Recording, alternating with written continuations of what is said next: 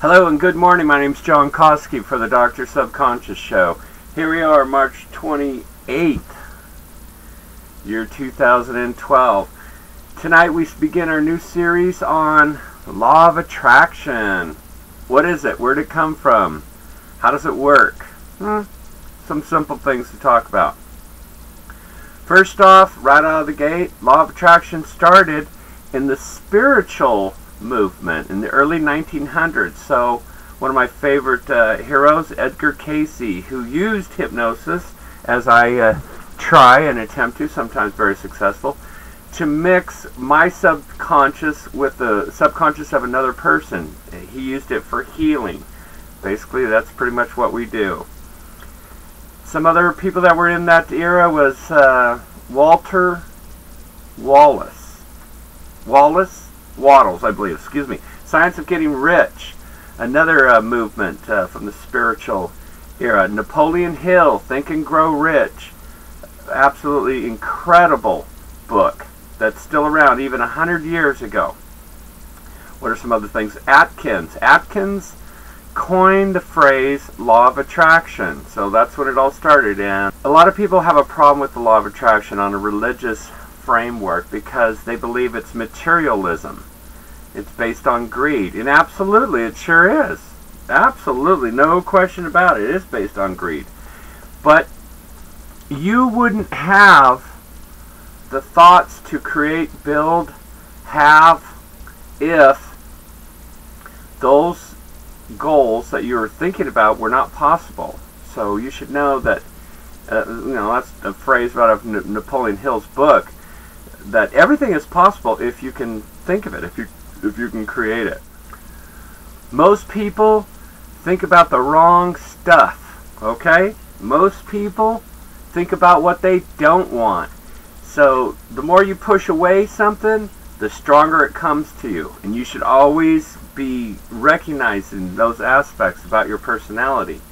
If you dislike somebody, chances are they're going to keep coming back into your life. If you constantly are focusing on that one thing, that's what you're bringing into your life. So concentrate on the good stuff. I know in my life, when I've been in a slump, some of the things I do is I start keeping a journal, a diary if you will, of all the things that I'm really enjoying in life, all the things I like, all the things that are positive.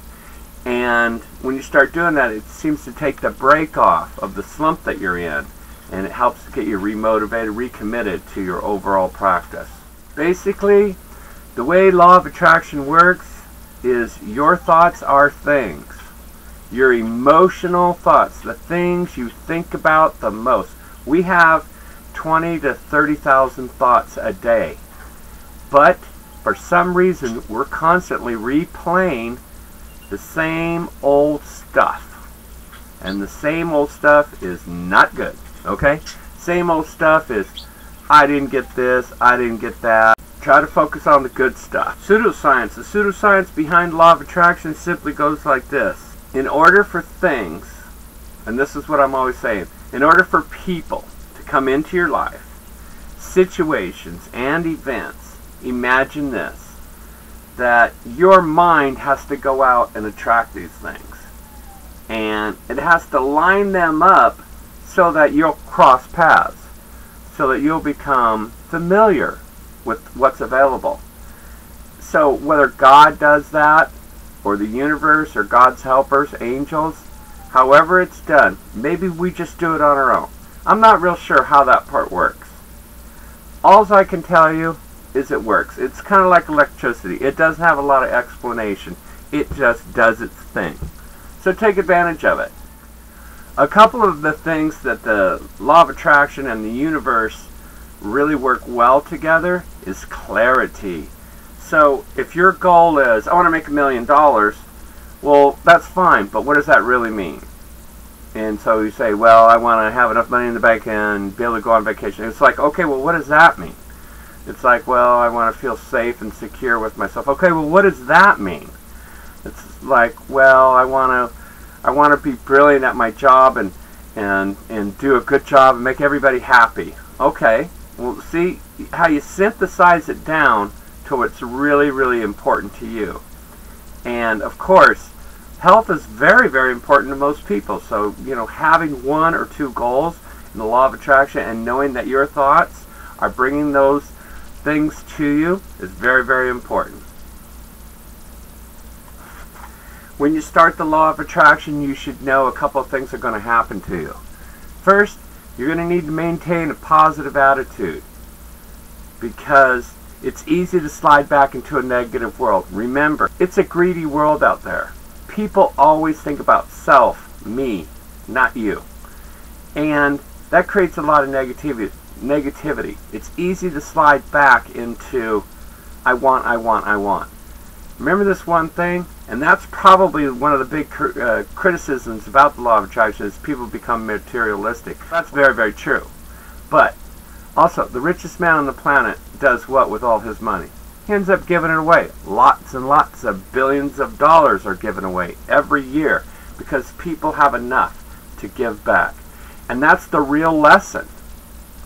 It's not the law of attraction or all the material items, but what are you going to do with them? How are you going to grow as a person, as a human being? And of course, we're all working our way back to our Creator. It's a lot easier to do that if you can kind of see the next step, the ultimate step. It's not just about material items, but it's about becoming a better person.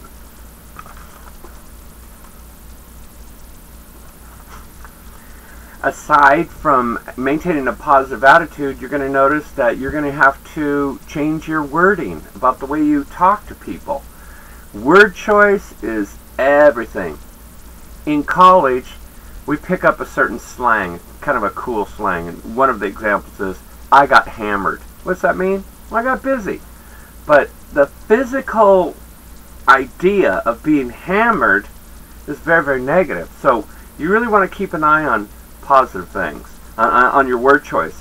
When somebody asks you, and calls you up on the phone or in passing says, how are you? Try not to answer the standard question, I'm fine. Say, very well, thank you. And you, maybe, add something to it. So it's positive attitude, word choice, and who you associate with. If you hang with people that are of like mind, it's going to help you, and they're going to be able to support you when you need that kind of support at the most. So keep that in mind. On the downside of law of attraction, you'll hear a certain group of people or 2 individuals, the Hicks family, Mr. and Mrs. Hicks. She became a channeler, and she also became associated with law of attraction. So you'll see the name Abraham Hicks, and law of attraction used synonymously. Every person has to decide whether or not channeling is a good thing or a bad thing. Personally, I don't think it's such a good thing, but I've listened to Abraham Hicks for decades, and I find their information accurate, but there comes a point where you just got to stop learning. You got to stop absorbing, and that's what the Abraham Hicks thing is, really. It's more information, constant, another seminar, another video, another CD. There was a book out, and I know it was an audio book, it's called Simpleology.